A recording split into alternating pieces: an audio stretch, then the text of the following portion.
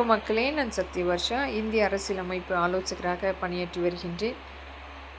இது மக்களுக்குரிய பதிவல்ல. கண்டிப்பாக இது என்னுடைய எதிரிகளுக்கான பதிவு.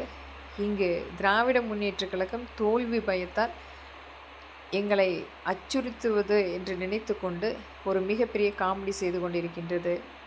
கண்டிப்பாக இங்கு என்னுடைய சமுதாயத்தை சார்ந்த எங்களோடு பயணிக்கக்கூடிய எத்தனையோ மக்கள் இருந்து கொண்டிருக்கின்றார்கள். அதிலும் ஒரு பாவப்பட்ட மக்களை வைத்து அச்சுறுத்தி அல்லது பணம் கொடுத்து எங்களை மிரட்டுவது என்று சொல்லி காமெடி செய்து கொண்டிருக்கின்றது. இது அனைத்துமே இவர்களுடைய தோல்வி பயம் என்பது வருகின்ற சட்டமன்ற தேர்தலுக்குரிய மிகப்பெரிய பங்களிப்பாக அனைத்து இந்திய அண்ணா திராவிட முன்னேற்ற கழகம்தான் வெற்றியடையப் போகிறது என்பது முன்கூட்டியே தீர்மானிக்கப்பட்டது. இன்றைக்கு அதிகபட்சமான விலையேற்றம், மக்களுக்குரிய எந்த ஒரு எதிர்பார்ப்பான சட்ட திருத்தங்களும் கொண்டு வரப்படவில்லை.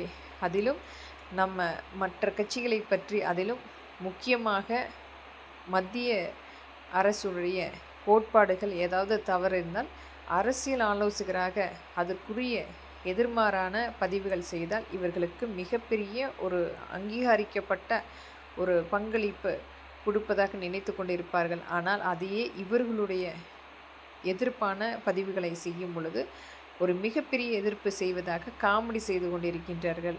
மக்களே, இங்கு அனைவருக்குமே ஒரு சமமான நிலையான பங்களிப்பு மட்டுமே நான் என்னுடைய பதிவுகளை செய்து கொண்டிருக்கின்றேன். இங்கு எந்த ஒரு வெறுப்பும் இல்லாமல் நடந்து கொண்டாலும் சில இடங்களில் அது அனைத்து இந்தியா அண்ணா திராவிட முன்னேற்ற கழகத்துக்கும் எங்களுக்குள்ள ஒரு குடும்ப சண்டையாக மட்டுமே திகழ்ந்து கொண்டிருக்கின்றது. இதில் மற்ற கட்சிகளில் எந்த விதத்திலுமே நான் வேறுபடுத்தியோ அல்லது அவர்களை தாழ்த்தியோ அல்லது ஒரு காழ்ப்புணர்ச்சி காரணமாக எங்கும் நாம் பதிவு செய்யப்படவில்லை. அது மக்களுக்குரிய ஒரு நல்ல பதிவாகவும் மற்ற கட்சிகளுக்குரிய ஒரு நல்ல பங்களிப்பாக மட்டுமே நான் ஒவ்வொரு இடத்திலும் பதிவு செய்திருக்கின்றேன். ஆனால் திராவிட முன்னேற்ற கழகத்தினுடைய தோல்வி பயம் என்பது இங்கு ஒவ்வொரு இடத்திலுமே ஒவ்வொரு நாளுமே ஆட்களை வைத்து காமெடி செய்வது இவர்களுக்கு ஒரு மிகப்பெரிய டைம் பாஸாக இவர்கள் செய்து கொண்டிருக்கின்றார்கள். ஆனால் அதையும் நாங்கள் சிரித்து கொண்டு எங்களுடைய வேலையை பார்த்து கொண்டிருக்கின்றோம். இதை படியான எத்தனையோ இந்த 5 வருடங்களில் இவர்களுடைய தோல்வி என்பது எங்களை அச்சுறுத்தி மிகப்பெரிய அளவில் ஒரு